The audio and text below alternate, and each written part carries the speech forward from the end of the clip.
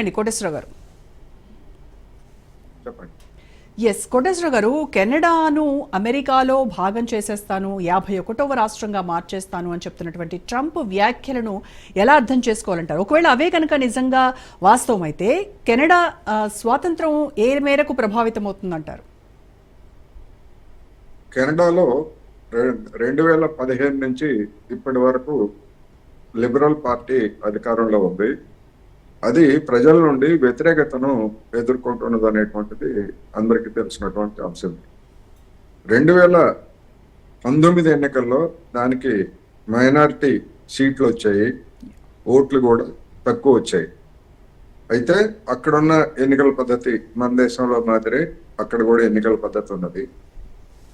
Conservative పార్టీకి సీట్లు తక్కువ వచ్చాయి, ఓట్లు ఎక్కువ వచ్చాయి 2019.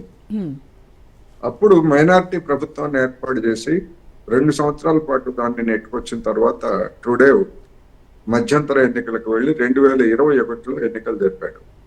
అప్పుడు కూడా మళ్ళా అదే సేమ్ రిపీట్ అయింది. అధికార పక్షానికి ఓట్లు తక్కువ వచ్చాయి, సీట్లు ఎక్కువ వచ్చాయి, కానీ అవసరమైనటువంటి 170 మెజార్టీ రాలేదు. ఇతర పక్షాల మీద ఆధారపడి గడిచినటువంటి 4 సంవత్సరాలుగా నెట్టుకొచ్చింది. ఇప్పుడు మళ్ళా ట్రూడేవ్ కనుక అధికారంలో కొనసాగేట్లయితే ఇప్పుడున్నటువంటి సీట్లు ఓట్లు రెండూ పోతాయనేటువంటి భయంతో గత ఏడాది చివరి నుంచి అధికార పార్టీలో కుమ్ములాటల్లో భాగంగానే ట్రూడేవ్ మీద ఒత్తిడి తీసుకురావడం, అతను జనవరిలో నేను రాజీనామా చేస్తాను పార్టీ పదవికి, అదే విధంగా ప్రధాని పదవికి అని చెప్పడం, ఇవన్నీ కూడా మనకి తెలిసినటువంటి అంశాలు. ఇప్పుడు ఆ పార్టీని అంటే ప్రజా వ్యతిరేకతను ఎదుర్కొంటున్నటువంటి అధికార పార్టీ మీద డొనాల్డ్ ట్రంప్ ఆయన మంచి చేసినట్టుగా కనిపిస్తా ఉంది. అంటే నెత్తిన పాలు పోసాడు అంటారు కదా, అదేవిధంగా అంటే ప్రజల్లో జనాకర్షణ కోల్పోయినటువంటి పార్టీ మీద ఇప్పుడు ట్రంప్ ఒక విధంగా చెప్పాలంటే దానికి ఒక ఆక్సిజన్ కంటే ఇంకా స్టెరాయిడ్స్ లాంటివి ఇచ్చాడని అర్థమవుతా ఉంది. ఎట్లాగైతే అమెరికా ఫస్ట్ అనేటువంటి నినాదంతో ట్రంప్ ఎన్నికల్లో గెలిచాడు, కెనడా ఫస్ట్ లేదా అమెరికా ఆధిపత్యాన్ని మేము ఎందుకు సహించాలి, అమెరికాని మా 51వ రాష్ట్రంగా కలుపుకుంటామని కొన్న ట్రంప్ అంటే, కలుపుకోవడం అంటే అసలు మనం కొనుగోలు చేద్దామని చెప్పేసి కొంతమంది అవమానకరంగా కూడా మాట్లాడినటువంటి వాళ్ళు ఉన్నారు. అందుకని ఇప్పుడు ఆ కెనడియన్లలో ఉన్నటువంటి ఈ మనోభావాలని సొమ్ము చేసుకోవడానికి ఖచ్చితంగా అధికార పార్టీ పనిచేస్తుంది. ప్రతిపక్షం కూడా దానికి అనుగుణంగానే ఏ విధమైనటువంటి ఎత్తుగడ వేస్తుంది అనేటువంటిది మనకి ఇవాళ రేపట్లో తెలుస్తుంది. మొత్తం మీద ఇవాళ ఉన్నటువంటి పరిస్థితుల్లో చూస్తే ఈ మనోభావాలను ముందుకు తీసుకొచ్చినప్పటికీ గడిచినటువంటి 10 ఏళ్లుగా దాని మీద వచ్చినటువంటి వ్యతిరేకత, గత 2 ఎన్నికల్లో దానికి జనంలో తగ్గినటువంటి ఆదరణ, ఇవన్నీ చూసినప్పుడు రాబోయేటువంటి ఏప్రిల్ 28 ఎన్నికలు ఒక సంకుల సమరంగా సాగే అవకాశాలు ఉన్నాయనేది నా అభిప్రాయం. ఎవరు గెలుస్తారు దేనికి అనేటువంటిది కొద్ది రోజులు పోయిన తర్వాత వెలువడేటువంటి సమాచారాన్ని బట్టి మనకు అంచనా వేయం. కానీ ఇప్పటి వరకు అయితే నా అభిప్రాయం హోరాహోరీ పోటీ ఉంటది. ఎడ్జి అయితే లిబరల్ పార్టీకి ఉంటుంది, ఎందుకంటే అధికారంలో ఉంది కనుక మేమే ఎదుర్కొంటాము, ఇప్పటి వరకు మేమే ఎదుర్కొన్నాము. గడిచినటువంటి 2 నెలల కాలంలో ట్రంప్ కు వ్యతిరేకంగా ప్రకటనలు చేయడం ఇవన్నీ ఉన్నాయి కనుక ఆ అడ్వాంటేజ్ అయితే డెఫినెట్ గా ఉంటుంది అనేది నా అభిప్రాయం. సో అంటే మార్క్ కార్నీ లీడర్షిప్ ట్రంప్ ని ఎదుర్కోవడానికి సరిపోతుందంటారా? సరిపోతుంది, ఎందుకంటే అతనేమి పలుకుబడిలో కానీ లేదా ఇతరత్ర తక్కువ ఏమి కాదు. బ్యాంక్ ఆఫ్ ఇంగ్లాండ్ గవర్నర్ గా పనిచేశాడు, అదేవిధంగా బ్యాంక్ ఆఫ్ కెనడా గవర్నర్ గా పనిచేశాడు. బలమైనటువంటి లాబీ ఉన్నటువంటి వ్యక్తి. అంటే ఆయన ఎకానమిక్ స్ట్రాటజీస్ ఏవైతే ఉన్నాయో అవి కెనడాను రక్షిస్తాయంటారా? అంత పవర్ఫుల్ స్ట్రాటజీస్ చేయగలడా? కెనడాని ఇప్పుడు ఉన్నటువంటి తక్షణ సమస్య కెనడాని అంతర్గతంగా కెనడా ఎదుర్కొంటున్నటువంటి ఆర్థిక సమస్యలని పరిష్కరించడమా కాదా అనేటువంటిది కాదు రాబోయేటువంటి రోజుల్లో ముందుకు వచ్చేటువంటి ఎన్నికల అంశం. అమెరికా నుంచి కెనడా ఆత్మగౌరవాన్ని ఎవరు కాపాడుతారు, అమెరికాకు లొంగకుండా ఎవరుంటారు అనేటువంటి అంశాలు కనుక ముందుకు వచ్చేట్లయితే ఆర్థిక సమస్యలు అనేటువంటివి తాత్కాలికంగా పక్కకు పోతాయి. ఎందుకంటే ఎవరు అధికారానికి వచ్చినప్పటికీ డొనాల్డ్ ట్రంప్ మిత్రుడా శత్రువా అనేటువంటి దాంతో నిమిత్తం లేకుండా ఒక పిచ్చోడి చేతిలో రాయిలాగా ఎవరి మీద పడితే వాళ్ళు. నిజానికి కెనడా గడిచినటువంటి చరిత్రను కనుక చూసేస్తాం అంటే మనకి రెండవ ప్రపంచ యుద్ధం నుంచి ఉన్న చరిత్రను కనుక మనం చూసేట్లయితే ప్రతి అంశంలోనూ అమెరికా అడుగుజాడల్లో కెనడా నడుస్తూ ఉంది. అటువంటి కెనడాను కూడా వదలకుండా మేము పన్నులు వేస్తాము, మీ సంగతి చూస్తాము, మిమ్మల్ని మేము 51వ రాష్ట్రంగా కలుపుకుంటాము అనే విధంగా మాట్లాడినటువంటి ట్రంప్ వ్యవహార శైలి కెనడియన్లలో ఆత్మగౌరవాన్ని, ఆ భావనను కూడా పెంచినట్టుగా మనకి మెయిన్ స్పష్టంగా గా ఈ కనిపిస్తుంది. ట్రంప్ సుంకాల బెదిరింపులు ఏవైతే ఉన్నాయో అవి కెనడా ఆర్థిక వ్యవస్థను ఏ మేరకు దెబ్బతీస్తాయంటారు? అంటే కెనడా అమెరికాతో ఈ ట్రేడ్ వార్లో గెలుస్తుందంటారా అసలు? ఈ ట్రేడ్ వారు చైనాతో మనం 2018 నుంచి ట్రేడ్ వారు చూసాం. చైనాతో ట్రేడ్ వార్ చూసినప్పుడు ఎవరు గెలిచారు అంటే చైనాయే గెలిచింది. ఎందుకు అంటే దానికి ఉన్నటువంటి అడ్వాంటేజ్, ఏ ఉత్పత్తుల మీద అయితే కెనడా ఉత్పత్తుల మీద, మెక్సికో ఉత్పత్తుల మీద, లేదా చైనా ఉత్పత్తుల మీద, లేదా భారత్ ఉత్పత్తుల మీద అమెరికా ఆధారపడి ఉంది. అందువలన ఏ దేశం అయితే ఆధారపడి ఉంటుందో ట్రేడ్ వార్ లో ఆ దేశానికి ఎక్కువ నష్టం జరుగుతుంది. ఇప్పుడు చైనా వస్తువుల మీద ట్రంప్ సుంకాలు వేశాడు. ఆ భారాన్ని అంతా ఎవరు భరిస్తున్నారు? అమెరికన్లే కదా. అమెరికాలో ఉన్నటువంటి సాధారణ వినియోగదారులే భరిస్తున్నారు తప్ప దిగుమతి చేసుకున్నటువంటి వాడు కానీ, లేదా అక్కడ ఉన్నటువంటి వ్యాపారులు కానీ ఆ భారాలన్నీ వాళ్ళ మీదనే మోపుతున్నారు.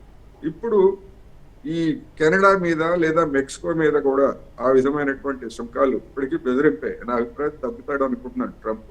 ఎందుకు అంటే ఆ విధమైనటువంటి సుంకాలు వేస్తే అమెరికాలో ఉన్నటువంటి ఆటోమొబైల్ ఇండస్ట్రీ అంతా కుప్పకూలిపోతుంది. అటు చైనా నుంచి వస్తువులు రాక, ఇటు కెనడా నుంచి, మెక్సికో నుంచి వస్తువులు రాకపోతే, విడి భాగాలు ఇట్లాంటి వస్తువులు రాకపోయేట్లయితే అమెరికాలో ఉన్నటువంటి ఆటోమొబైల్ ఇండస్ట్రీ మొత్తం కుప్పకూలిపోయే అవకాశం ఉందని చెప్పి చెప్తున్నారు. లేదు, ఒకవేళ ట్రంప్ చెప్పినట్టుగానే ఆ పన్నులు కనుక అమలు చెప్పేట్లయితే ఒక్కొక్క కారు మీద $12,000 అదనపు భారం పడుతుందని చెప్పి చెప్తున్నారు. అటువంటి భారం పడినప్పుడు మరి వినియోగదారుల నుంచి ఏ విధమైనటువంటి ప్రతికూల స్పందన వస్తుంది అనేటువంటిది అది ఆచరణలోకి వచ్చిన తర్వాత ట్రంప్కి అర్థమవుతుంది తప్ప ఇప్పుడేమి అతనికేమి ఒళ్ళు పై తెలియకుండా వ్యవహరిస్తున్నాడు అనేది ఒకటి మనం చూస్తున్నాం. ఎలన్ మస్క్ ని వెనకేసుకు రావడంతో అక్కడ ఎలన్ మస్క్ కి ఏ విధమైనటువంటి ప్రతిఘటన ఎదురవుతుందో మనం చూసాం. అందువలన మొత్తంగానే నిజానికి అవి ఇంప్లిమెంట్ అయితే వచ్చేటువంటి తక్షణంగా కలిగేటువంటి ప్రభావాలతోటి ట్రంప్ ఇంప్రెస్ అయ్యే అవకాశం ఉంటుంది. ఆ ఇంప్రెషన్ నెగిటివ్ గా డెఫినెట్ గా వస్తుంది. వెనక్కి తగ్గిన ఆశ్చర్యం లేదు. సాధ్యమైన మేరకు బెదిరించి అదిరించి లబ్ధి పొందాలనేటువంటి ఎత్తుగడే ఇప్పటి వరకు ట్రంప్ అనుసరిస్తున్నాడు. అయితే ఈ కెనడా కూడా అమెరికా ప్రొడక్ట్స్ పైన సుంకం విధించాలి అనేటువంటి కూడా మనం విన్నాము. ఒకవేళ అలాంటి సుంకాలు విధిస్తే దాని పరిణామాలు ఏ విధంగా ఉంటాయంటారు? అంటే అవి ఇంకా రెండు దేశాలకి నష్టమే. రెండు దేశాలకి నష్టమే. అంటే ఎందుకంటే ఈ అంశం ట్రంప్ ఏమైనా వెనక్కి తగ్గేలా చేస్తుందంటారా? డెఫినెట్ గా మొత్తం మీద చూసినప్పుడు ట్రంప్ ఇటు ఐరోపా యూనియన్ మీద ధ్వజమెత్తుతున్నాడు. బ్రిక్స్ దేశాల మీద అంటే భారత్, బ్రెజిల్ తో సహా ఈ దేశాల మీద మేము వీళ్ళ సంగతి కూడా తెలుసుకోవాలి ఉన్నాడు. బ్రిక్స్ మీద ఎందుకు ఉన్నాడంటే డీడాలరైజేషన్ అంటే డాలర్ కాకుండా బ్రిక్స్ దేశాలు ఆయా దేశాల కరెన్సీలతోటి మేము వ్యాపారం చేస్తాము, ప్రత్యామ్నాయం అనేటువంటి దాంతో వెళ్తున్నాయి కనుక వాటి మీద. సరే, చైనా తోటి 2018లోనే ట్రంప్ యుద్ధం ప్రారంభించాడు, అది కొనసాగుతూ ఉంది. వాళ్ళు కూడా రా, ఎంతవరకు వస్తావరా అని చెప్పేసి వాళ్ళు కూడా సవాల్ చేసి వాళ్ళు కూడా సిద్ధంగానే ఉన్నారు. అందుకని ఇవన్నీ కూడా ఇప్పటి వరకు అయితే ట్రంప్ ప్రకటనలు చేశాడు తప్ప తగ్గిన ఆశ్చర్యం లేదు, రాజీ పడిన ఆశ్చర్యం లేదు. అందుకని ఒక అనిశ్చితమైనటువంటి పరిస్థితి ఉన్నది. ఏప్రిల్ 2 వరకు వీళ్ళకి మెక్సికోకి, వీళ్ళకి భారతదేశానికి, అదేవిధంగా కెనడాకి కూడా గడువు ఇచ్చాడు. చైనాకి కూడా పార్షియల్ గా దాన్ని ఇంప్లిమెంటేషన్ చేశారు. అయితే ఏంటంటే షిప్మెంట్ ఏదైతే బయలుదేరున్నాయో వాటికి మినహాయింపు ఇచ్చింది. చైనా గవర్నమెంట్ ఇచ్చింది, అమెరికా గవర్నమెంట్ కూడా బయలుదేరినటువంటి వాటికి ఇచ్చింది. అందుకని అవన్నీ కూడా ఏప్రిల్ 1st వీక్ నాటికి రేవులకు చేరిన తర్వాత అసలైనటువంటి వాణిజ్య యుద్ధం అనేటువంటిది ఏప్రిల్ 1st నుంచి ప్రారంభం. అప్పుడు అసలైన ఎఫెక్ట్ ఉంటాయి. ఈ లోపల పునరాలోచన చేస్తాడా, మొండిగా ముందుకెళ్తాడా అనేటువంటిది చూడాల్సింది. ఈ వ్యవహార శైలి రేపు ఎన్నికల మీద, కెనడా ఎన్నికల మీద పనిచేస్తుంది. అందుకని 1st వీక్ లోనే మనకి ఒక స్పష్టత వచ్చే అవకాశం ఉందనేది నా అభిప్రాయం. మీరన్నట్టుగా కనుక ట్రంప్ వెనక్కి తగ్గేలా చేస్తే వెల్ అండ్ గుడ్, లేకపోతే అసలుకే మోసం వచ్చి రెండు దేశాల మధ్య ఉన్న సత్సంబంధాలు అసలు పర్మనెంట్గా డ్యామేజ్ అయ్యేటువంటి అవకాశాలు ఉంటే అప్పుడు చాలా తీవ్ర పరిణామాలు ఉండేటువంటి అవకాశాలు Definite గా ఉంటాయి. మెక్సికోతో గానీ లేదా కెనడాతో గానీ చైనాతో గానీ ఈవెన్ భారత్ తో కూడా మనం చూసాం. భారత్ గురించి ఏం చెప్పాడు, తగ్గించడానికి నరేంద్ర మోడీ సర్కారు ఒప్పుకున్నదని అబద్ధం చెప్పాడు కదా. అదే పెద్ద మనిషి మళ్ళా 2 రోజుల క్రితం ఏం చెప్పాడు, తగ్గిస్తుందని ఆశిస్తున్నాను అంటే ఏం మాట్లాడుతున్నాడో ఏం చేస్తున్నాడో కూడా తెలియని స్థితిలో ట్రంప్ ఉన్నాడు కనుక డెఫినెట్ గా ఎవరైనా తగ్గారంటే జనంలో పలిచిపడిపోతారు. అందుకనే భారత ప్రభుత్వం కూడా ఇప్పటి వరకు అనుసరించింది అటువంటిది ఏమి తగ్గడానికి ఇప్పటి వరకు సిద్ధంగా లేదు. తగ్గేట్లయితే ఇక్కడ ఉన్నటువంటి కార్పొరేట్లకి ఆగ్రహం వస్తుంది. ఆ ఆగ్రహాన్ని నరేంద్ర మోడీ తట్టుకుంటారా లేదా అనేటువంటిది సమస్య. ఎగ్జాక్ట్లీ. అయితే కెనడా ప్రజల ఆలోచన ఎలా ఉంటుందంటారా? అంటే వాళ్ళు ట్రంప్కి వ్యతిరేకంగా ఒక జాతీయ భావనతో ఏకమవుతారంటారా, లేకపోతే రాజకీయ విభేదాలు ఇంకా పెరిగేటువంటి అవకాశం ఉందా? అంటే లిబరల్ అండ్ కన్జర్వేటివ్ పార్టీస్ మధ్య గ్యాప్ ఇంకా పెరుగుతుందంటారా? వాళ్ళ మధ్య లిబరల్ కన్సర్వేటివ్ పార్టీల మధ్య ఉండేటువంటి వైరం ఉంటది. కానీ ఈ ట్రంప్ గనక ఇదే విధమైనటువంటి ధోరణితో ముందుకెళ్ళేట్లయితే ఆ ట్రంప్ ని ఎవరు గట్టిగా వ్యతిరేకిస్తారు, అమెరికాకి ఎవరు లొంగకుండా ఉంటారు అనేది ప్రజలు చూస్తారు. అది లిబరల్ పార్టీ ఆ విధంగా ఉంటుందా, కన్సర్వేటివ్ పార్టీ ఆ విధంగా ఉంటుందా అనేటువంటిది ఒక చర్చ మొదలైన తర్వాత మనకి స్పష్టత వస్తుంది. అందుకని డెఫినెట్ గా అది అమెరికాలో ఉన్నటువంటి వాళ్ళు కెనడియన్స్ అయినా ఎవరైనా కానీ ఒకసారి ఒక జాతీయ భావం అనేటువంటిది ఒక దగ్గర ప్రారంభం అయితే అది అంటువ్యాధిలాగా మిగిలిన దేశాలకు కూడా అంటుకుంటుంది. అందులో సరిహద్దులో ఉన్నటువంటిది. రెండోది, నిన్న మొన్నటి వరకు బాయి అనుకుంటున్నటువంటి సంబంధాలు ఉన్నటువంటి అమెరికన్లు మమ్మల్ని ఇంత తక్కువగా చూస్తారా, మా దేశాన్ని ఆక్రమిస్తారా, ఇటువంటి భావాలు కనుక లోనైతే కెనడియన్లు, ఎందుకంటే వాళ్ళు మనుషులే కనుక ఆ భావాలు కనుక వాళ్ళు కూడా లోనైతే డెఫినెట్ గా ఎవరు గట్టిగా నిలబడతారు. అందుకనే ట్రూడేవ్ గాని అయితే రాజీనామా చేస్తానని చెప్పిన తర్వాత కూడా ట్రూడేవ్ గాని లేదా ఇప్పుడున్నటువంటి పాలకులు గాని మేము ట్రంప్ అమెరికా ఆధిపత్యాన్ని వ్యతిరేకిస్తాము అని ఎందుకు చెప్తున్నారంటే కారణం అదే. అంటే జనంలో ఆ మేరకు అలాంటి భావాలు ఉన్నాయనేటువంటిది వాళ్ళు పసిగట్టారు. ఆ వాటితోటి బయటపడాలని కూడా అధికార పక్షం చూస్తుందనేది నా అభిప్రాయం. అంటే ఈ స్నాప్ ఎలక్షన్స్ ఏవైతే ఉన్నాయో ఇవి కెనడాకు బలాన్ని ఇస్తాయంటారా, లేకపోతే రాజకీయ అస్థిరతను ఇంకా పెంచేటువంటి ఛాన్సెస్ ఉంటాయా? అంటే ఈ ఎన్నికల్లో కనుక జాతీయ భావం కనుక అది బాగా ముందుకు వచ్చి అటువంటి పరిస్థితే కనుక వచ్చేట్లయితే లిబరల్స్ గెలిచినా లేకపోతే కన్జర్వేటివ్స్ గెలిచినా కానీ ఒక స్థిరమైన అంటే సొంతంగా ప్రభుత్వాన్ని ఏర్పాటు చేయడానికి అవసరమైనటువంటి సీట్లు ఏ పార్టీకి అయినా వస్తాయి అనేది ఇప్పుడు వరకు ఉన్నటువంటి నా అంచనా. అందుకని దీన్ని జనం ఎట్లా చూస్తారు, అదే విధంగా మిగిలినటువంటి చిన్న పార్టీలు ఉన్నాయి. ఇప్పుడు అక్కడ సిక్కులతో కూడినటువంటి ఒక రాజకీయ పార్టీ, అదే విధంగా ఇంకా 5% 6% ఓట్లు తెచ్చుకునేటువంటి పార్టీలు ఇంకా కొన్ని ఉన్నాయి అక్కడ. అటువంటి పార్టీలన్నీ కూడా ఏ వైఖరి తీసుకుంటాయి ఈ హోర్లో, అంటే నువ్వా నేనా అని కనుక లిబరల్ వీళ్ళు కన్జర్వేటివ్స్ పోటీ పడినప్పుడు ఈ పార్టీలన్నీ కూడా దెబ్బతిని ఏదో ఒకవైపు జనం సమీకృతులు అవుతారా, లేకపోతే వీళ్ళు కూడా నిలబడతారా అనేటువంటిది మనకి ఈ ప్రకటన వెలువడింది ఇంకా 24 అవర్స్ కూడా గడవలేదు కనుక జనంలోకి ఒపీనియన్ పోల్స్ లేదా ఇటువంటివన్నీ కూడా తీసుకున్న తర్వాత ఒక స్పష్టత వస్తుంది. డెఫినెట్ గా అయితే నా అభిప్రాయం ప్రకారం ఈసారి వచ్చేటువంటి గవర్నమెంట్ వాళ్ళు వస్తారా వీళ్ళు వస్తారా అనేటువంటిది చెప్పలేం, కానీ ఒక స్పష్టమైనటువంటి మెజారిటీ కెనడియన్లు ఇస్తారు అనేది మాత్రం నేను అనుకుంటున్నాను. అంటే ట్రంప్ బెదిరింపుల్ని కెనడా ఏ రకంగా ఎదుర్కోవాలంటారు? అంటే చర్చల ద్వారా ఒక ఒప్పందం కుదుర్చుకుంటే మంచిదంటారా, లేదంటే తెగించేసి గట్టిగా వ్యతిరేకించి ఏదైతే అది అవని చూసుకుందాం అనేటువంటి ధోరణిలో వెళ్ళడమే కరెక్ట్ అంటారా? ఏది బెస్ట్? చర్చ అంటే ఏంటి? చర్చ అంటే ఇచ్చిపుచ్చుకునేటువంటి ధోరణి. ఇచ్చిపుచ్చుకునేటువంటి ధోరణిలో ఇప్పుడు చైనా వాళ్ళు చెప్తున్నదే అదే, మెక్సికో వాళ్ళు చెప్తున్నది అదే, లేదా కెనడా వాళ్ళు కూడా చెప్తున్నది అదే. చర్చలకు మేము వ్యతిరేకం అని ఈ దేశాలు ఏవి కూడా ఇంతవరకు చెప్పలేదు. మీరు ఎందుకు వేస్తామంటున్నారు, మీకు వచ్చినటువంటి సమస్యలు ఏమిటి అనేటువంటిది వాళ్ళు అడుగుతున్నారు. వీళ్ళు చెప్పేటువంటి అన్ని కూడా సాకులు. ఉదాహరణకి చైనా మీద వీళ్ళు చేసేటువంటి అమెరికా చేసే ప్రధాన ఆధారణ ఏంటి, పెంటానిల్ అనేటువంటి దాన్ని మీరు అక్రమంగా మా దేశానికి రవాణా చేస్తున్నారు. ఆ పెంటానిల్ అనేటువంటిది అటు వైద్యానికి పనికొస్తుంది, మత్తు పదార్థంగా కూడా పనికొస్తుంది. కానీ అమెరికాలో ఉన్నటువంటి పరిస్థితుల్లో అక్రమ పద్ధతుల ద్వారా లేదా ఇంకొక పద్ధతి ద్వారా వచ్చినటువంటి ఫెంటానిల్ ని అక్కడ దుర్వినియోగం చేస్తున్నారు. అది అమెరికా అంతర్గత సమస్య. కానీ మీరే మాకు సరఫరా చేస్తున్నారు, మీ దేశం నుంచి మా దేశానికి వస్తుంది అని అంటే మీరు అడ్డుకోండి. అమెరికా దగ్గర ఎంత చీమ చిటుక్కుమంటే కనుగొనేంత సామర్థ్యం కలిగినటువంటి సిఐఏ కానీ, FBI కానీ, లేదా నేషనల్ ఇన్వెస్టిగేషన్ ఏజెన్సీస్ కానీ ఇవన్నీ ఉన్నాయి. మీరు అడ్డుకోండి. లేదు పక్కనే సరిహద్దులో ఉన్నటువంటి కెనడా కానీ, మెక్సికో ఉన్నాయి. మరి ఆ దేశాలు కూడా అటు ఆ ఫెంటానిల్ లేకపోతే ఇతర మాదక ద్రవ్యాల సరఫరా మీద డెఫినెట్ గా వాళ్ళు యాక్షన్ తీసుకుంటున్నారు. ఇన్నిటిని తట్టుకొని చైనా నుంచి ఫెంటానిల్ వస్తుంది, అందుకే మేము సుంకాలు అంటే అది సాగు తప్ప మరొకటి కాదనేది నా అభిప్రాయము. అదేవిధంగా జనం కూడా అదే చెప్తున్నారు.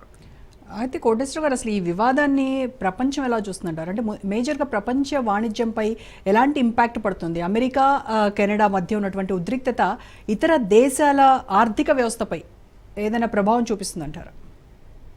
అంటే ఒక దేశం మీద ఒక దేశం అంటే అమెరికా లేదా మరొక దేశం మధ్య వచ్చేటువంటి ప్రపంచం మీద ప్రభావం చూపుతుంది, కానీ అది ప్రపంచవ్యాప్తమైనటువంటి ప్రభావం చూపుతుంది. ఉదాహరణకి మనం 2018 నుంచి చైనాతో అమెరికాలో ఎవరు అధికారం ఉన్నా, ట్రంప్ అధికారం ఉన్నా, జో బైడెన్ అధికారం ఉన్నా కానీ వాణిజ్యంతో నడుస్తూ ఉంది.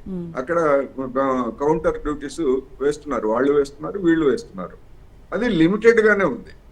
మొత్తంగా చైనా అమెరికా వ్యాపారాన్ని ప్రభావితం చేసేదిగా లేదండి. ఎందుకంటే వాళ్ళకి తెలుసు తెగేదాకా లాగితే ఎవరికి మంచిది కాదనే విషయం. అటు చైనాకి ఐడియా ఉంది, ఇటు అమెరికాకి ఐడియా ఉంది. చైనా ఎందుకు అంటే చైనా ఎగుమతుల ఆధారిత దేశంగా ఇప్పుడు ఉన్నది. ఈ ఎగుమతుల ఆధారిత దేశంగా ఉన్నటువంటిది ఒక్కసారిగా కనుక అమెరికా మార్కెట్ పడిపోయింది అనుకోండి, చైనాకు కూడా నష్టమే. అందుకని వాళ్ళు అమెరికా తోటి ఒకవైపు రాజీ పడకుండా యుద్ధం చేస్తూనే మిగతా దేశాల్లో, ముఖ్యంగా ఆఫ్రికా దేశాలు కానివ్వండి, లాటిన్ అమెరికా దేశాల్లో కానివ్వండి, ఈవెన్ ఐరోపా దేశాల్లో కూడా, ఆసియా దేశాల్లో, ఇతర ప్రాంతాల్లో కూడా మార్కెట్ ను పెంచుకోవడానికి వాళ్ళు ప్రయత్నం చేస్తున్నారు. అందుకనే ఇప్పుడు నిపుణులందరూ చెప్పేది ఏంటంటే 5-7 సంవత్సరాల క్రితం నాటి ఉన్నటువంటి చైనా కాదు, చైనాలో అంతర్గత వినియోగం పెరిగి అది నిలబడగలిగింది ఇంత జరిగినా గానీ.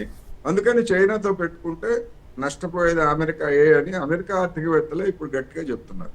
అందుకని వాస్తవ రూపం దాలిస్తే ఇది ప్రపంచవ్యాప్తమైనటువంటి సంక్షోభానికి దారితీసే అవకాశం ఉంది. అలా కాకుండా ఏదో ఒక దేశానికి కెనడా అమెరికాకో, లేదా కెనడా మెక్సికోకో, కెనడా చైనాకో అయితే ఇది పరిమితమైనటువంటి ప్రభావం మాత్రమే చూపుతుంది. అయితే ఒక వాదన ఏంటంటే, ఈ ట్రంప్ చేసినటువంటి వ్యాఖ్యలు ఏవైతే ఉన్నాయో ఇవి అంటే కేవలం రాజకీయ ఒత్తిడి కోసం చేసి ఉండొచ్చేమో అని కొంతమంది వాదిస్తున్నారు. లేకపోతే అమెరికా ఆధిపత్యాన్ని, మనకు తెలుసు సహజంగానే అమెరికా ఆధిపత్య ధోరణితోనే ఉంటుంది, అదే ఆధిపత్య ధోరణి చూపించడం కోసమే ఇటువంటి వ్యాఖ్యలు చేసింది, దానిలో భాగంగానే ఒక ప్రణాళిక ప్రకారమే ఈ రకమైనటువంటి వ్యాఖ్యలు చేస్తోంది అనేది ఇంకొక రకమైనటువంటి వాదన.